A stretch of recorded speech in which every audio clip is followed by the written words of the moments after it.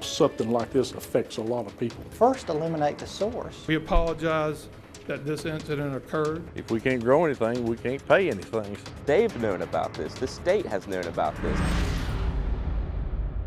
Coal ash contains toxic elements in substantial amounts. In his lab at North Carolina State University, Dr. David Buchwalter studies the impacts toxic elements have on the environment. He says coal ash includes metals like lead and mercury, as well as arsenic known to cause cancer and selenium shown to cause mutations in fish. When ash is mixed with water, it provides the opportunity to release those toxic materials from it.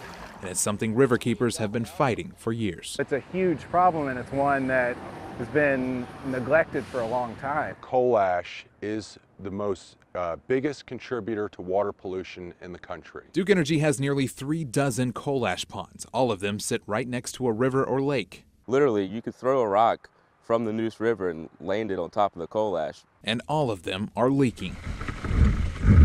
I'm sorry this incident occurred. We are accountable for what happened, and we will fix this problem. Duke Energy took responsibility for the Dan River spill, and the state immediately began running water tests. They say the city drinking water is safe, but more potential long-term impacts are starting to surface. You do worry about the crops, and you do worry about livestock, and you worry about the aquatic life, and you want to have clean rivers. Hundreds of acres of farmland line the banks downstream from the spill. Farmers like Jerry Apple use the river for irrigation and still don't know if the water is safe to use on their crops. Jerry says planting season for corn is right around the corner. Hopefully it's going on down the river and not going to be a problem, but we don't know that. And what about the wildlife?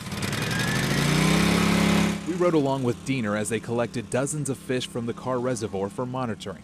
Some of the mid-sized and the larger sunfish, those could potentially be consumed by people. The smaller stuff is representative of what wildlife would consume. It's one of 5 sites the state is using to test from, comparing these fish who haven't had time to be affected by possible contamination to fish they'll catch and test again in a year. We just have to see, you never know.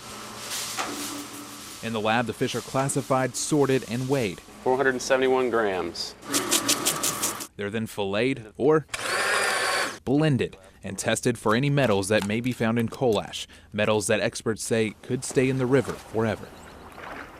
There's not a whole lot that can be done treatment-wise once these materials are in the environment. And while impacts continue to be evaluated, the spill has prompted the state and environmental groups to start taking a much closer look at all of Duke Energy's ponds. Drinking water, public safety, there's a lot at stake. It's not just an environmental problem. For the latest WNCN uploads, subscribe or click here.